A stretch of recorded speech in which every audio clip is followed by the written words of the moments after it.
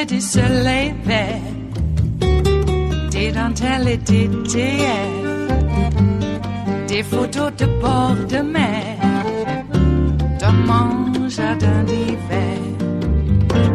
Je voudrais de la lumière, comme en Nouvelle-Angleterre. Je veux changer d'atmosphère, dans mon jardin d'hiver. Ma robe à fleurs, sous la pluie de novembre, tes mains qui courent, je n'en peux plus de t'attendre. Les années passent, il est loin, là je tombe. Nul ne peut nous entendre. Je voudrais du Fred Astaire, revoir un latte. Well, without question, I think the most impassioned, the most painful rendering of the president's law and order message didn't come from him.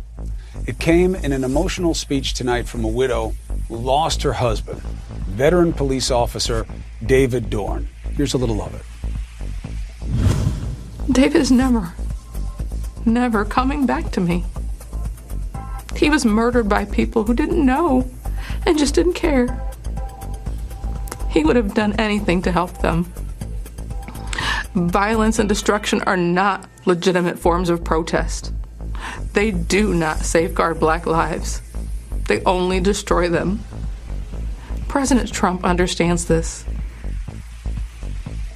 Sickness is not systemic inequality. It's the riots. It's the reaction to the same. That's what the president's message is, and Ann Dorn's pain really makes it palpable. But David's daughters, may he rest in peace, they say their father would not have wanted this speech to happen, that they believe he wouldn't want his name used to help re-elect Donald Trump. Deborah White and Lisa Dorn join us now. Officer Dorn's, veteran Officer Dorn's daughters. Thank you both. I am very sorry to meet you under these circumstances. I am sorry for the loss of your father. And if nothing else, I'm sure that there should be pride in the family that he is being remembered well for his service and his love and how people loved him. Now, obviously, his widow who gave the speech is not your mother, but this isn't about the family. It's about how you want to remember your father. So, Lisa, let's start with you. What do you want people to know about your father that did not come out at the convention? You know, let me just first start off by saying thank you for having us. On the surface, I felt like the speech was was a heartfelt speech. She did a good job, I think, of going through the order of the tragic events of that night. And it was very painful to have to relive that. And anyone who would have heard that would evoke emotion from anyone. I mean, I just to hear that story again. But what I want people to know is that my father would not have wanted his name, his image, his likeness to be used and politicized to continue to support the efforts of Trump and his administration, especially his law and order agenda. My father and I had many conversations about Trump. He was a registered Democrat. He did not believe in many of the policies that Trump put forward. We had many conversations about that. He even shared conversations that he and his wife had that were not that great. And so, they were conversations that they couldn't have in their home. So, for my deal and for Trump to invoke his name in this sort of political forum at the White House under the guise of a law and order agenda, it's just a disgrace to his memory and to his legacy. And I know that he would not have wanted that. Deborah, I see you nodding along with your sister.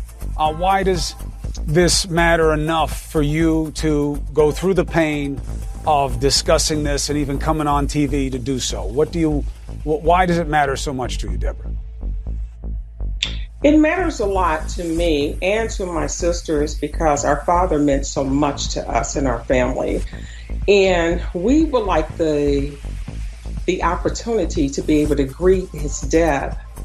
And we have not had that opportunity yet because we've been in the spotlight in the national media talking about how he would not approve of this, and we would not want this for him for any political agenda, whether it's Republican or Democrat. We would like the opportunity to just have him rest in peace so that we may rest in peace, because that's something we haven't had the opportunity to do. Well, let me say this to both of you. Obviously, I'm sorry for your loss. I know what it's like to lose a father, let alone under these circumstances. But let me tell you what I heard. Forget about politics, because that's not what your father was about. Your father was about people, and he was about loving your community. He was a police officer that when he left the house all those years as chief and doing the job, that he made a decision every time that other people's lives mattered more than his own, and that he believed in the love of mercy even for those that he had to arrest. And I think that that's the kind of officer that everybody wants in their community, and it's the kind of father everybody's blessed to have in their family. So thank God you had that influence. And I'm sorry to meet you under these circumstances, but I am not sorry to remind people that this was a good man who raised good people, and he should be remembered that way, politics aside. It is Friday, the 28th of August of 2020, and you are in West Coast Cookbook and Speakeasy. I am your chef de cuisine, Justice Putnam. Gunner, the English bulldog, is our snoozing sous chef. And our daily special is, yes, we made it. It is Blue Moon Spirits Fridays because we are all Nighthawks in the diner of life. Yes, the French 77s are virtually poured and ready for your imbibing pleasure, so please do. And do take care if you happen to imbibe in the analog world. You'll need a friend to help you get from one point to another if you happen to consume more than two. I'm not going to say three. If you drink more than three in rapid succession, you will be pinned to whatever piece of furniture you happen to be pinned to already. Okay, that's out of the way. I had to give fair warning.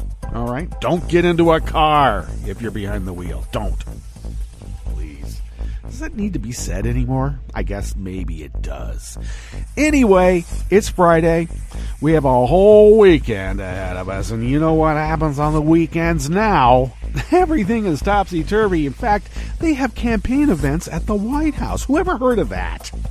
My God, what a gaudy, terrible affair that occurred the last 4 days.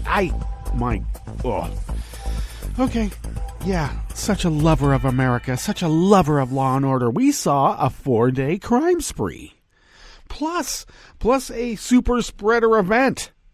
Over 4 days. You think Sturgis was bad? Uh-huh. Wait until people start moving around in their little locales after that event these last few days, especially last night. And what's up with $60 million to destroy the Rose Garden? I don't understand that. Why did it cost $60 million? Where did that money go? There's no way ripping out all those trees. They're Catherine crabapples. People keep saying there were some cherry trees in there. There might have been, but they were Catherine crabapples. All right, look it up. They even had it in Look magazine. Life, too. So, $60 million to rip out some trees? No. Oh, and the tulips, too. Don't forget the color. She ripped out all the color, too. That's not $60 million worth of work. I've done a little bit of landscaping on an industrial scale before, and that's not industrial even. So $60 million. Where did that money go?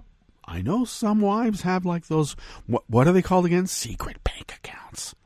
You mean they have their own bank accounts? Secret.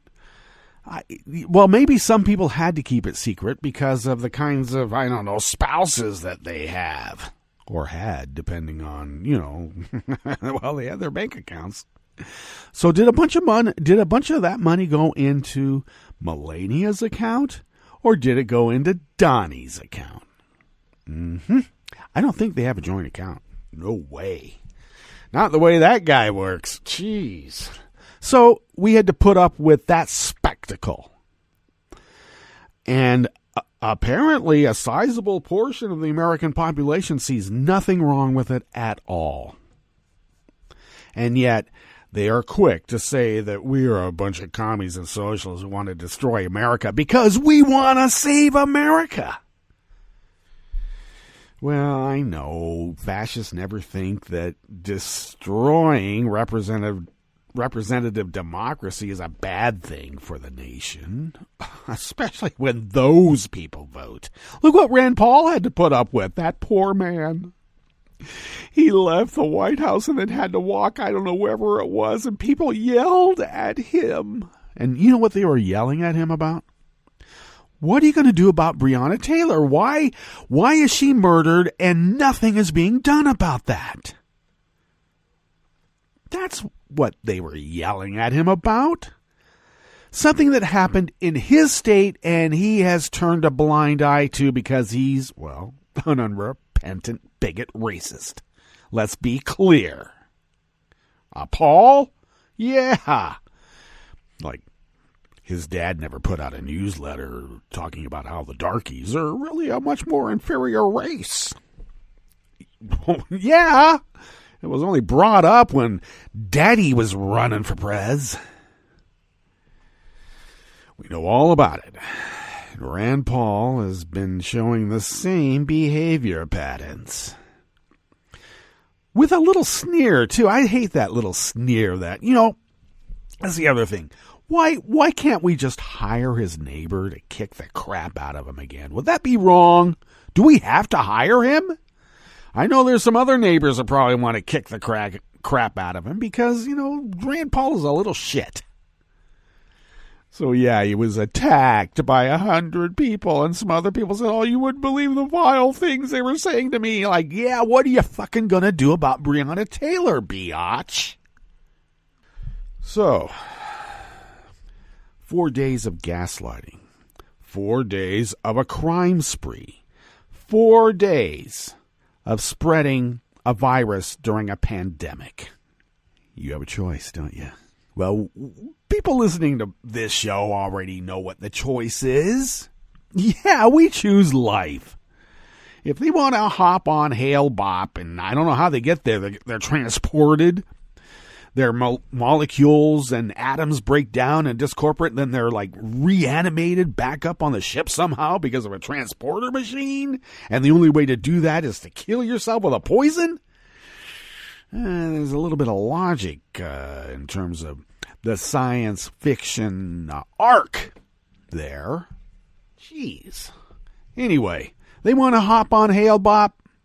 They want to drink some unsweetened Kool-Aid. I know it wasn't Kool-Aid. It was the inferior brand, but still. Do we say let them? I don't... Look. There's the toxic third that we are never going to convince, so why try? There's some others that we could put our efforts towards. And I think all we need to do is turn the cameras on the clown show, let America see that these are scary, dangerous clowns. They do exist, and they happen to be populating the White House at this very moment and throughout the whole Trumpian government. I guess we gotta have a purge of scary clowns from government now. Scary, murderous clowns. What's on the rest of the menu here? In the Bistro Cafe of West Coast Cookbook and Speakeasy, well, of course, at the top. Slain police officer David Dorn's daughter said that their father would not have wanted his name to be politicized at the RNC to help Trump. And the other sister kind of both sides it, but we know what they really mean. Their dad hated Trump. All right. On the rest of the menu, The White House says it is building a very large file, you mean a dossier, against a Washington Post reporter, Farenthold, who is investigating self-dealing and the Trump Organization. And they threaten them like a mob organization would, and is. A state judge agreed with the Trump campaign and voided 50,000 absentee ballot applications in one Iowa county alone, with more under the knife in other counties. Yeah, Trump's going to work. He's suing. Because that's how democracy works. And several voting rights groups petitioned a federal judge to force Ohio to expand the number of ballot drop boxes in the upcoming presidential election. Well, let's hope they can get them. After the break, we move to the chef's table, where Singapore is battling a record dengue fever outbreak with millions of neutered mosquitoes. Can't do that with a neutered virus? Well, they don't have that kind of makeup, do they? And the United States filed a court order to seize 280 cryptocurrency accounts tied to North Korean hacks. Such lovely love letters. All that and more on West Coast Cookbook and Speakeasy. Bon appetit.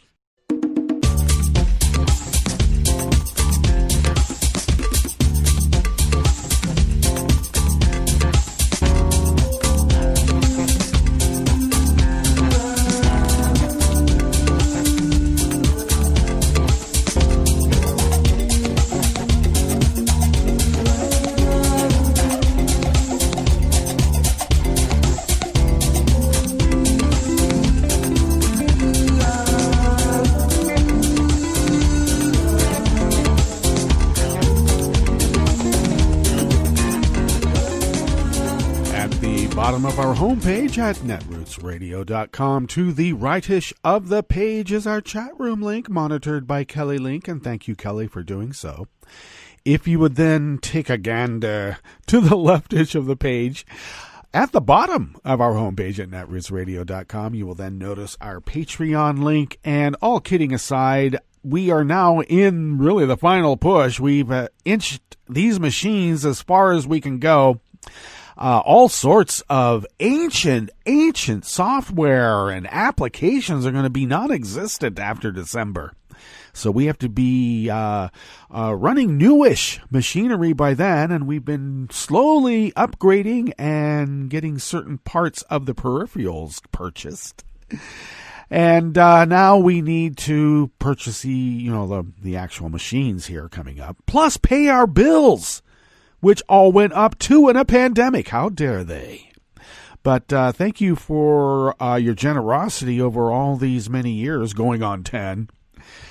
Your patronage monthly has helped us pay those bills and fulfill our civic duty. And if you could tell a friend, we need more of you.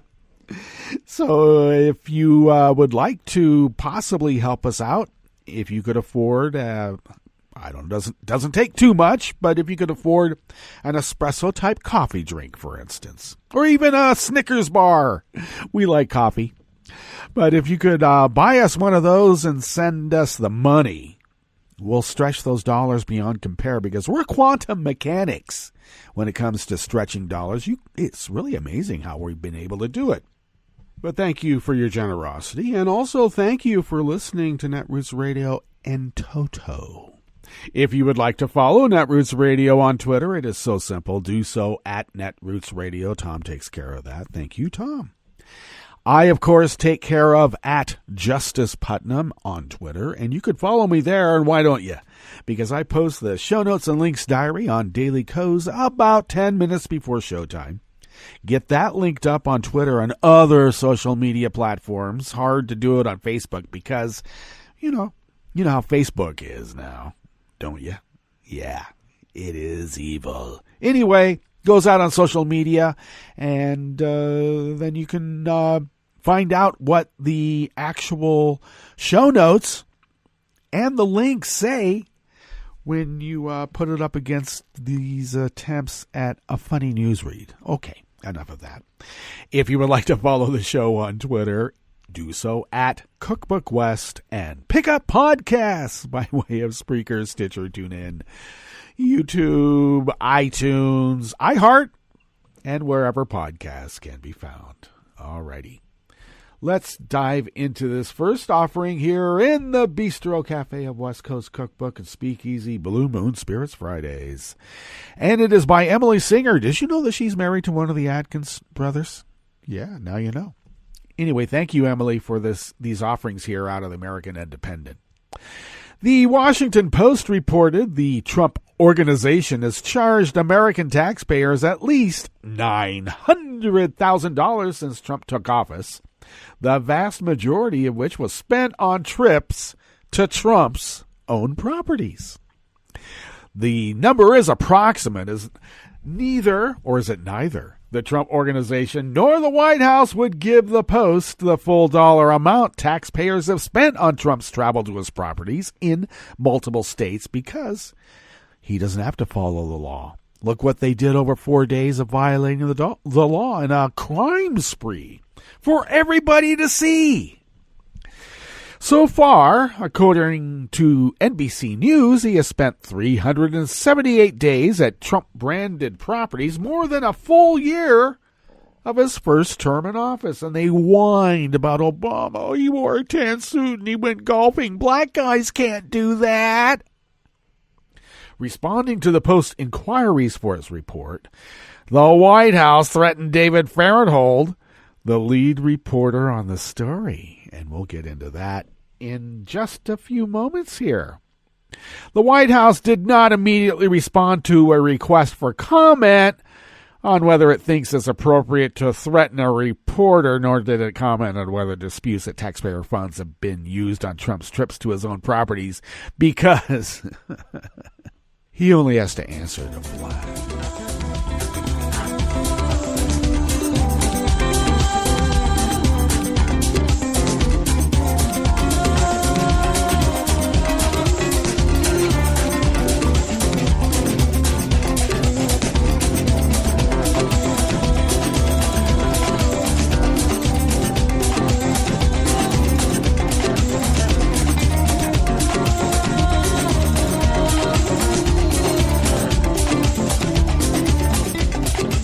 Ryan J. Foley of the Associated Press brings us this next offering here in the Bistro Cafe of West Coast Cookbook and Speakeasy. A judge ordered an Iowa county to invalidate 50,000, that's 50 with 3 more zeros, 50,000 requests for absentee ballots, agreeing with Trump's campaign that his elections commissioner overstepped his authority by pre-filling them with voters' personal information. Oh no, you mean you're making it easy for people to vote? How dare you? Judge Ian Thornhill issued a temporary injunction ordering Lynn County Auditor Joel Miller to notify voters in writing that the forms should not have been pre-filled with their information and cannot be processed. Instead, they'll have to either fill out new requests for absentee ballots or vote on Election Day. The ruling marks an initial victory for Trump's challenges to absentee voting procedures in 3 counties in Iowa, which is expected to be competitive in his race against Democratic nominee Joe Biden, if you didn't know who was running on the Democratic side. They're part of an unprecedented legal battle involving dozens of lawsuits nationwide that will shape the rules of the election. And you know who else did this in their, what was at the time, a burgeoning democracy, because they never really had any experience with representative government? Yeah, Vlad's Russia. Vlad did this. Trump doesn't have an original idea in his head? Come on. Republicans said the ruling would hold a rogue auditor accountable and enhance voting security, while outraged Democrats called it an act of voter suppression, because that's what it is. Miller said he would abide by the order, pledging to void the return request and send out new blank forms to voters next month. At issue was Miller's decision to send absentee ballot request forms to 140,000 voters in July that were already filled with their personal information, including names, dates of birth, and most significantly, voter identification numbers. If you don't know what your voter identification number is, I guess too bad for you.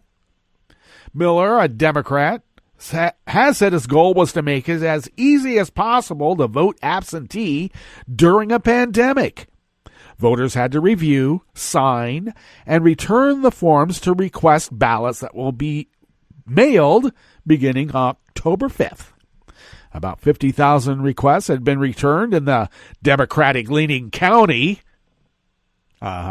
which is Iowa's second largest, and is recovering from a derecho that devastated the region on the 10th of August. The phone system for the county elections office still remains out of service because of that windstorm. Thornhill ruled that Miller's mailing violated a clear directive from the Iowa Secretary of State, Paul Pate, who told county officials in July that absentee ballot request forms mailed to voters must be blank in order to ensure uniformity. Well, wouldn't you have uniformity if they were filled out? And then they could review it and see if it was right or wrong? Absentee ballots, or absentee voting, in which voters send their ballots by mail or drop them off at county offices, has become popular during the coronavirus pandemic as a way to avoid the risk of crowded polling places. Wow! Used to be popular when rich Republicans were going on their little pleasure crafts and going offshore and having some fun. And they didn't want to be around during the cold of November to vote. Weeks later, the Republican-controlled legislature passed a new law to make such voting harder. It blocked auditors from using their databases to fill in voters' 4-digit voting identification numbers, which few know or are routinely left blank on the forms. Instead, the law requires auditors to contact voters by email or mail to have them correct mistakes themselves. Supporters argued that requiring voters to fill out their forms was a step to make absentee ballots more secure.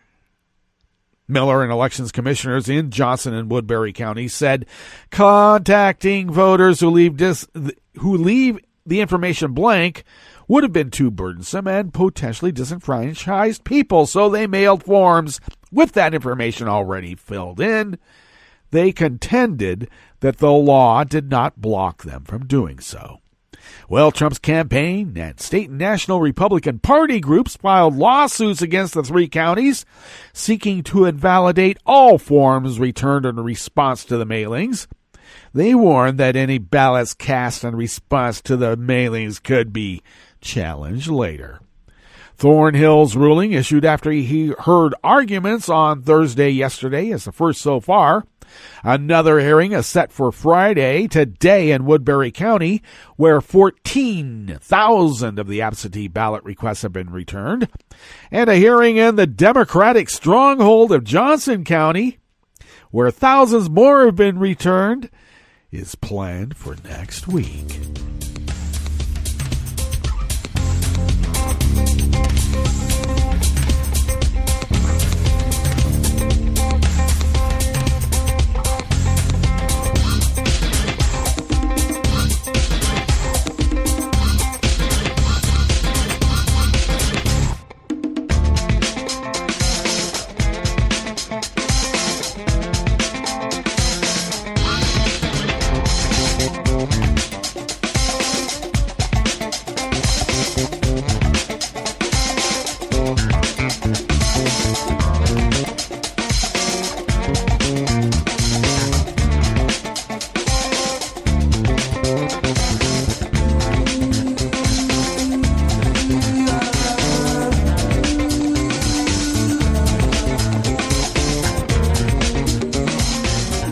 Jarrett Renshaw of Reuters brings us a little bit of good news here as the final offering in the Bistro Cafe of West Coast Cookbook and Speakeasy. Several voting rights groups have asked a federal judge to force Ohio to expand the number of ballot drop boxes in the upcoming presidential election, the latest legal clash in the partisan war over mail ballots. The lawsuit, filed on Wednesday night in the U.S. District Court for the Northern District of Ohio, challenges an August 12th directive issued by Ohio Secretary of State Frank LaRose, a Republican, that permits only one secure ballot box in each of the state's 88 counties. Oh, how convenient. Drop boxes, which allow voters to submit mail ballots and bypass the U.S. Postal Service, have become the latest partisan battleground in the election wars. Democrats are seeking to expand the number of drop boxes, particularly in battleground states like Ohio and Pennsylvania, while Republicans are seeking to limit or exclude them altogether because, in this reporter's opinion, Republicans hate America, they hate Americans, and most of all, they hate representative government. The November 3rd election between Trump and former Vice President Joe Biden promises to be the nation's largest test of voting by mail, and the two major parties are locked in numerous lawsuits that have been filed by the Trump campaign, by the way, that will shape how millions of Americans vote this autumn. Maggie Sheehan, a spokeswoman for LaRose, said the secretary supports additional options for voters, but also must abide by laws that restrict the use of ballot boxes because Republicans everywhere in power want to make it very hard for you to vote. That is their prime directive. His focus at this time remains on getting the Ohio Controlling Board to permit him to pay postage on absentee ballots, effectively making every blue mail box an absentee drop box, Sheehan said. Well, yeah, except the U.S. Postal Service has been hamstrung and they won't be able to deliver that ballot now, will they? All right, let's get to our break. And when we get back from that break, we will go through weather from around the world, and we will finish up with the stories that we have curated for you today. You are listening to West Coast Cookbook and Speakeasy, and we will be right back.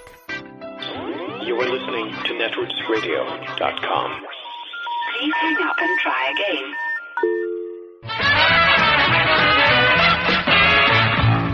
From a point at sea to the circles of your mind, a new force is at work for planetary transformation. New radio for a new Earth.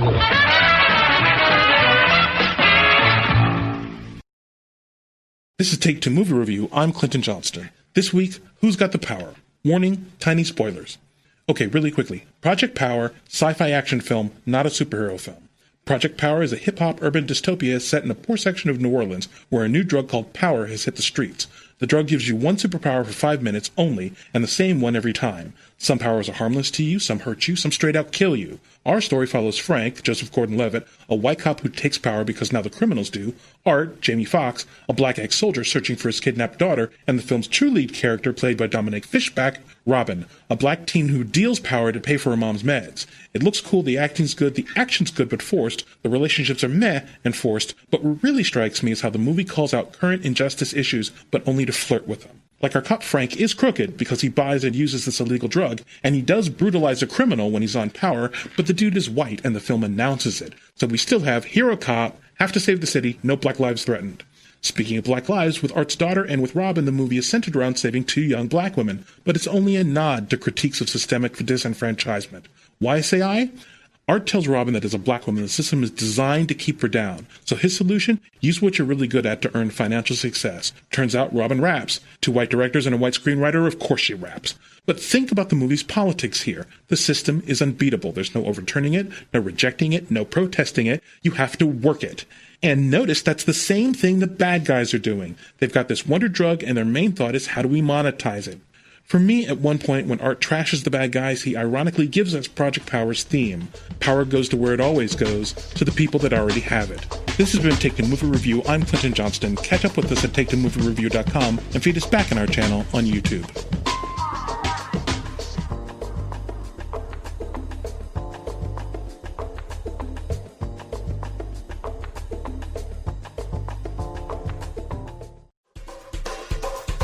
This is Scientific American's 60-Second Science. I'm Christopher Intagliata.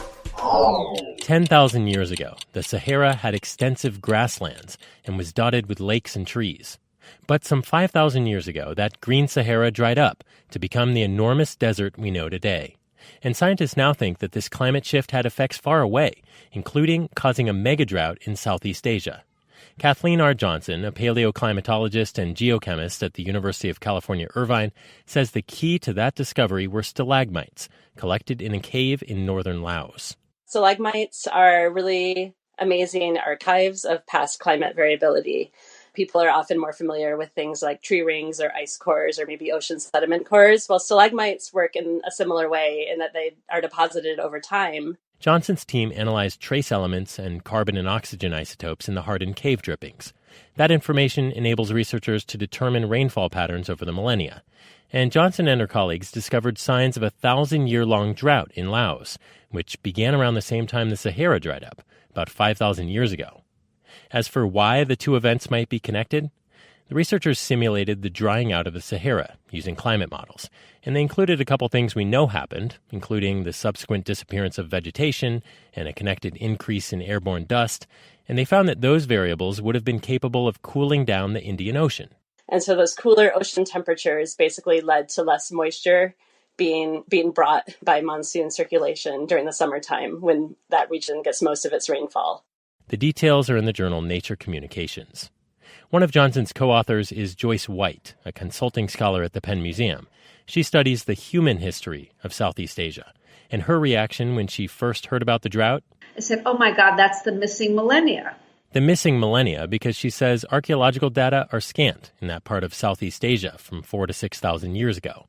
White says it's a critical period in which hunter-gatherers gave way to farmers. And there are a lot of debates about how the two periods related to each other, but we lacked the evidence in the area I'm most interested in, which is the Mekong Valley. White says this study doesn't answer that question directly, but the megadrought is a tantalizing new clue for archaeologists as they continue to investigate those missing millennia. Thanks for listening. For Scientific American's 60-Second Science, I'm Christopher Intagliata. This program is presented by the Centers for Disease Control and Prevention. Colorectal cancer is the number 2 cancer killer of men and women in the United States, but it is preventable. Early on, colorectal cancer typically has no symptoms. It starts with a precancerous polyp or abnormal growth in the colon, which can be removed without surgery. Several tests are available to find these polyps, so they can be removed before they turn into cancer. Screening also finds colorectal cancer early when treatment works best. Recommended screening for adults at average risk begins at age 50 and continues until age 75. Learn about screening test options and find out which tests are covered by insurance. Talk to your healthcare provider about when you should be screened and discuss the best tests for you. For more information about colorectal cancer prevention, please visit cdc.gov/vital signs. For the most accurate health information, visit cdc.gov or call 1-800-CDC-INFO. This program is presented by the Centers for Disease Control and Prevention.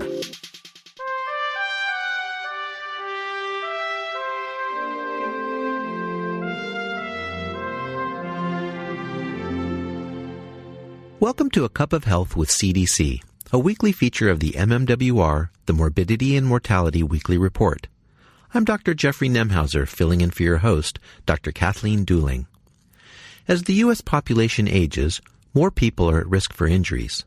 The largest percentage of injury-related deaths among this group are caused by falls. Elizabeth Burns is with CDC's National Center for Injury Prevention and Control. She's joining us today to discuss ways to prevent injuries and deaths from falls among senior adults. Welcome to the show, Elizabeth. Thanks for having me.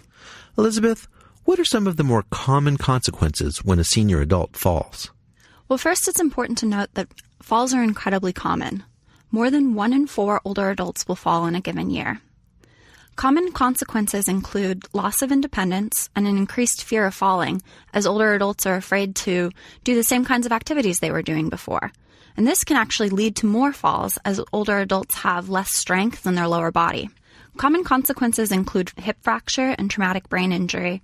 And ultimately, in 2016, almost 30,000 older adults died because of a fall. So are falls more common in men or in women? Falls are more common in women, and more women go to the emergency department because of a fall, and more women die because of a fall. However, the rate of fall deaths are more common in men than women. What this means is that out of 100,000 men, more will die from a fall than out of 100,000 women. What are common causes of falls among older people?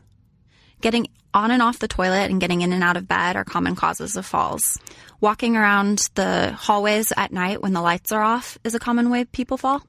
There's also an increased amount of medications used in seniors, which have side effects like making them lightheaded, and that increases the risk of falls and is a common cause. With all of those factors, what are some ways our listeners can decrease their chances of falling?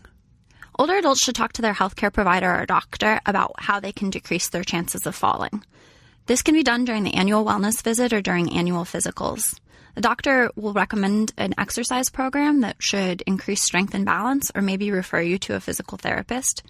Additionally, they can look through your medications and perhaps reduce your doses or suggest medications that decrease your chances of falls. Are there things we can do to modify our homes to prevent falling?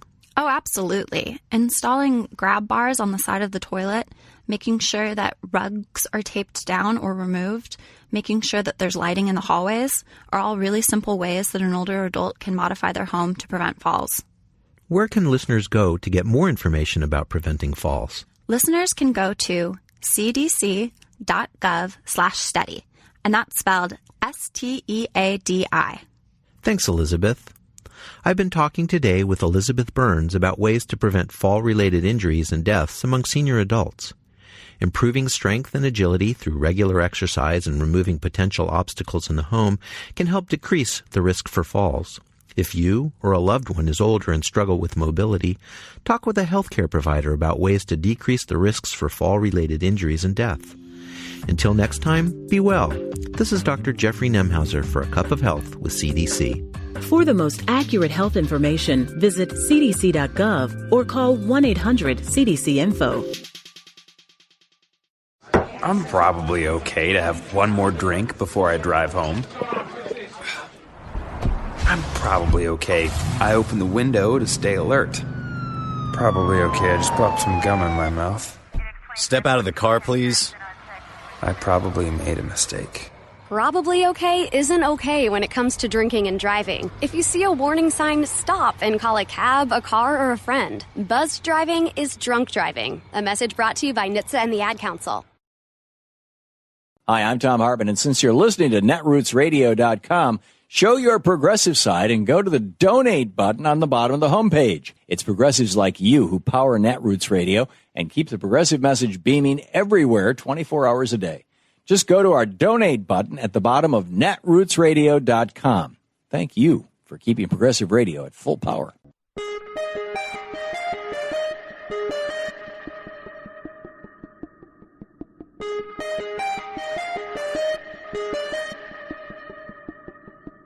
Russia is actively interfering again in the 2020 election. I'm Bill Newman, and this is the Civil Liberties Minute. And that was the conclusion of the Democratic senators contained in the 1,000-page report of the Senate Intelligence Committee released in August. The committee unanimously, on a bipartisan basis, concluded that Russia involved itself deeply in the 2016 U.S. election in order to elect Donald Trump president. There was one major point of disagreement, but not about that fact. The Republican senators emphasized in their addendum that the committee found no evidence that the Trump campaign colluded with Russia. The Democratic senators highlighted that the report itself unambiguously shows that the Trump campaign cooperated with Russia. Cooperation with Russia versus collusion with Russia? Look, it is an important issue, but it's not the critical question today. The critical question today is how is Russia trying to influence the 2020 election?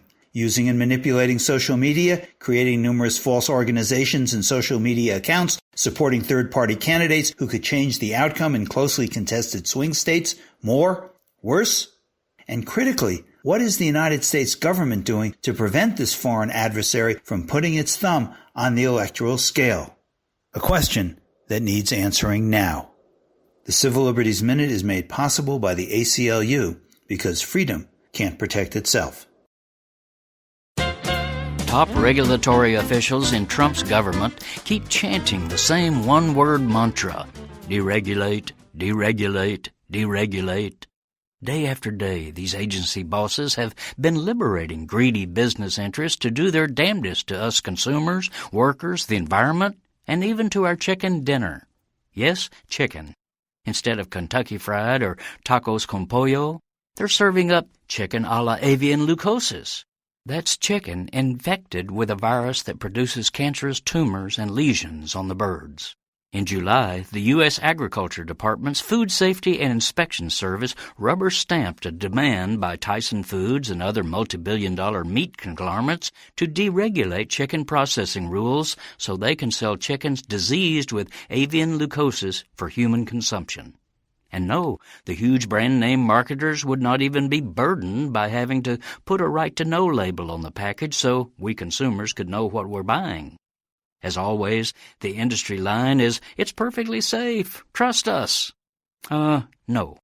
Their claim is that slaughterhouse line workers can simply cut out any tumors they see, then process the rest of the animal. There are two problems with this claim. First, avian leukosis can be a systemic disease passing through the blood, so slicing tumors doesn't necessarily eliminate the virus. Second, line workers don't have time to see tumors, much less remove them, since Trump's corporate-hugging regulators have also allowed poultry factories to speed up their processing lines to 175 birds per minute. This means each worker handles up to 3 chickens a second. As Lyndon Johnson used to say about such political hokum, they can't make chicken salad out of chicken shit. To learn more, go to Food and Water Watch, foodandwaterwatch.org. Need an antidote to the progressive blues? Want some good news about how grassroots folks are rebelling against the corporate powers and winning? Well, here's an easy-to-swallow pill for you, the Hightower Lowdown. Hightower's monthly newsletter will give you the lowdown, even as it lifts you up. It's 4 pages a month, jam-packed with facts you can use, actions you can take, and Jim's own Texas humor, all for only $15 a year. To become a lowdowner, go to hightowerlowdown.org. I'm Rick Smith, and this is Labor History in 2. On this day in labor history, the year was 1963. That was the day one of the most important stands for justice and equality took place in United States history. Dr. Martin Luther King Jr. delivered his I Have a Dream speech to 250,000 people in Washington, D.C. But did you know that one of the main organizers for the march was a man by the name of Bayard Rustin? Rustin is often left out of the history books because he was gay and because of his earlier communist affiliations. He was born in 1912 and raised in Westchester, Pennsylvania. He was raised in the Quaker tradition, and his commitment to peaceful, nonviolent protest continued into the civil rights movement. Rustin joined the Young Communist League in the 1930s, a time when communist organizers were some of the few people actively speaking out about racial injustice in the United States. After he left the Young Communist League, Rustin spent a brief time as an organizer for a march on Washington, D.C., planned in the 1940s. This movement was led by one A. Philip Randolph. The planned march was aimed at putting pressure on President Franklin Delano Roosevelt to desegregate work at industries with federal wartime manufacturing contracts. When President Roosevelt agreed to issue an order desegregating these jobs, the planned march was called off. But the idea for the march lived on and became a reality during the civil rights movement. Rustin went on to work in the labor movement. He became the founder and first director of the AFL-CIO's A. Philip Randolph Institute. which focuses on tearing down the walls of discrimination in workplaces and within the labor movement. Labor History in 2 brought to you by the Illinois Labor History Society and The Rick Smith Show. For more information, go to laborhistoryin2.com, like us on Facebook, and follow us on the Twitters at Labor History in 2.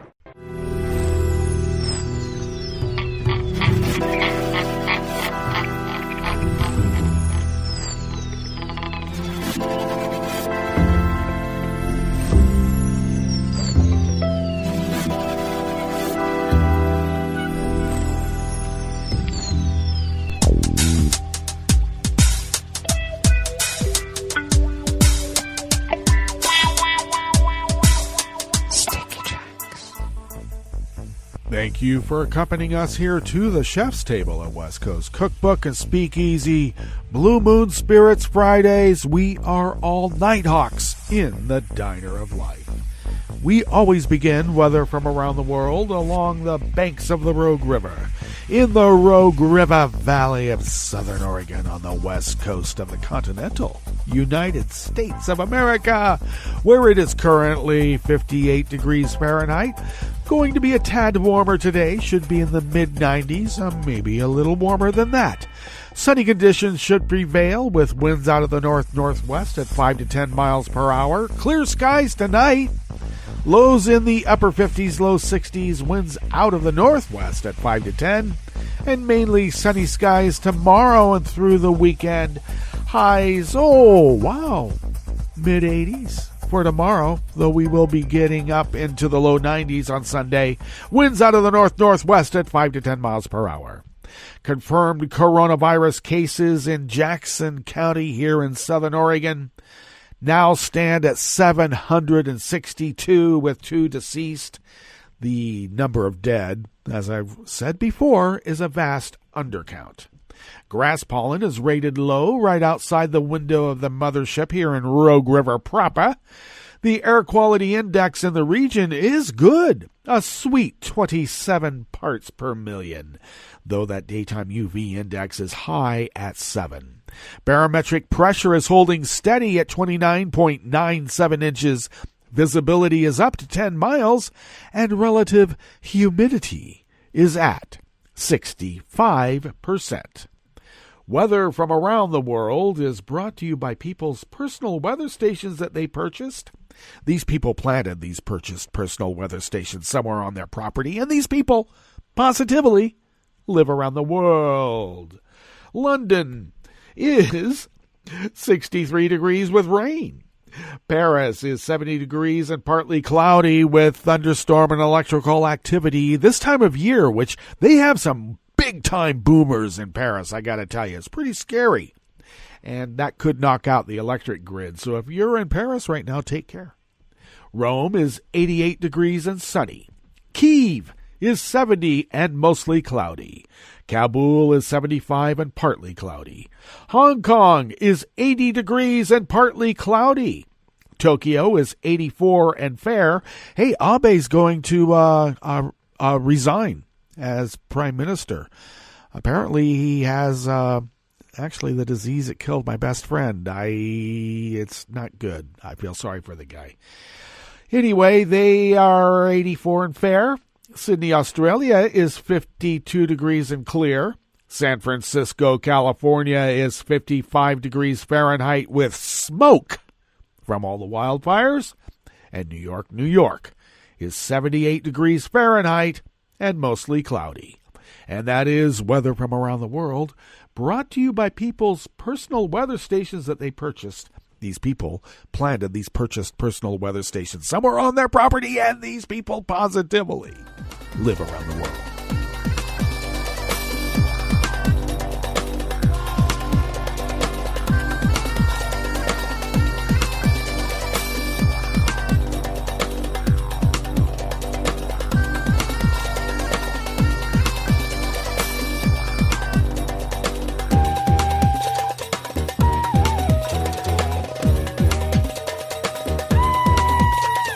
Edgar Sue and Joseph Campbell. No, not that one. A much younger Joseph Campbell. From Reuters, bring us this first amuse-bouche here at the Chef's Table at West Coast Cookbook and Speakeasy. From the high balcony of a Singapore public housing block, an environmental official steadies his mosquito launcher, the latest contraption authorities have devised to combat a record outbreak of the tropical disease dengue. With a click of a button and a whir of a fan, a hatch opens and 150 lab-reared male mosquitoes are sent flying, off in a search of a female companion with whom they can mate but not produce. The dengue virus, which in rare cases can be fatal, is carried and spread to humans by infected mosquitoes. But Singapore's specially bred mosquitoes carry a bacteria that prevents eggs from hatching and compete with the wild type, leading to a gradual reduction of the mosquito population. Some areas with high mosquito populations have seen up to 90% declines using this technique. Now, Singapore, if you don't know, is a tiny Southeast Asian island nation of 5.7 million people and has recorded more than 26,000 dengue cases this year, surpassing the previous annual record of around 22,000 in 2013, with 4 months still remaining, and they still have a pandemic of coronavirus to contend with.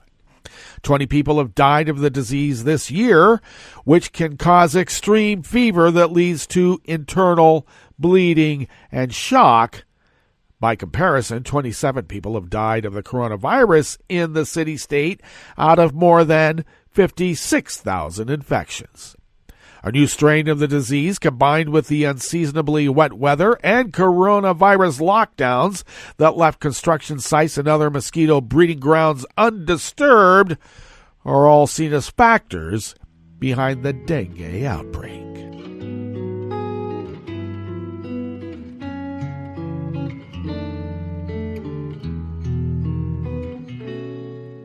Je te donne ce mon amour pour la vie entière, la promesse de me trouver à tes genoux.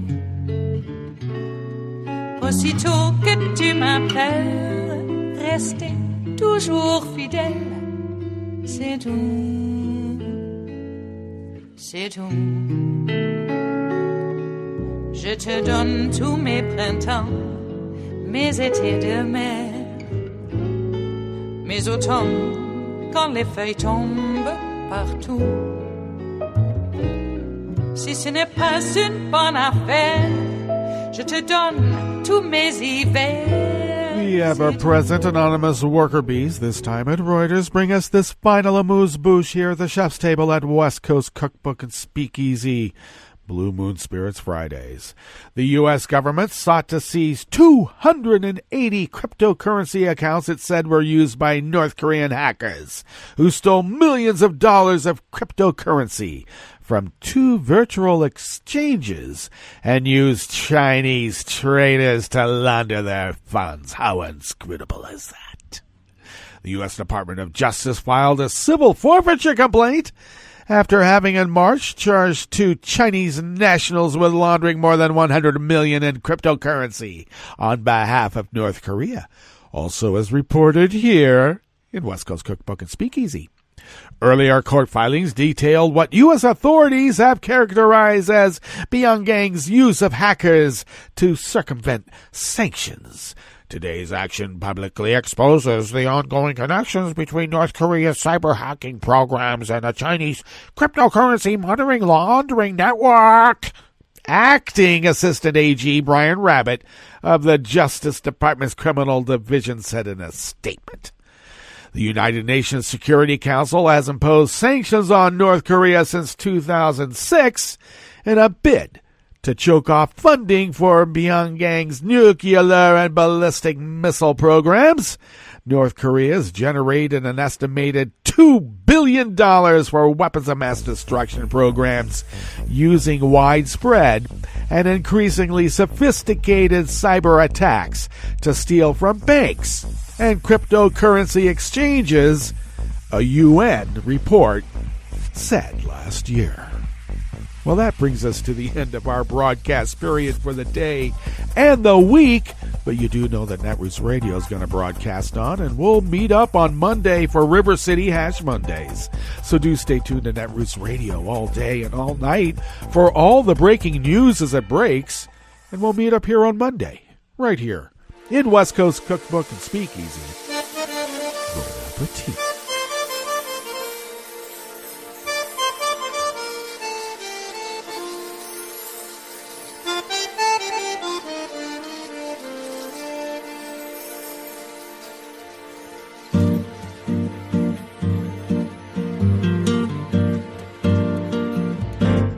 Je voudrais du soleil vert, des dentelles et des théières, des photos de bord de mer, dans mon jardin d'hiver. Je voudrais de la lumière, comme en Nouvelle-Angleterre. Je veux changer d'atmosphère, dans mon jardin d'hiver. Ma fleur sous la pluie de novembre, tes mains qui courent, je n'en peux plus de t'attendre. Les années passent, qu'il est loin, là je tombe. Nul ne peut nous entendre. Je voudrais du Fred Astaire, revoir un latte Goer. Je voudrais toujours te plaire dans mon jardin d'hiver. Je veux déjeuner par terre, comme au long de golfe clair, t'embrasser les yeux ouverts dans mon jardin d'hiver.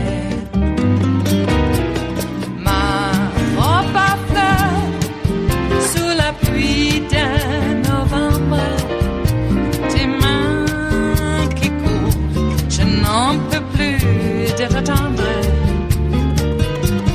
Les années passent, il est loin, là je tombe.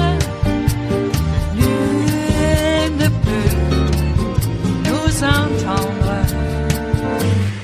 Ba-da-da-dum-di-da-dum. Ba-da-da-dum-di-da-dum. Ba-da-da-dum-di-da-dum. Dans mon jardin d'hiver. Ba-da-da-dum-di-da-dum.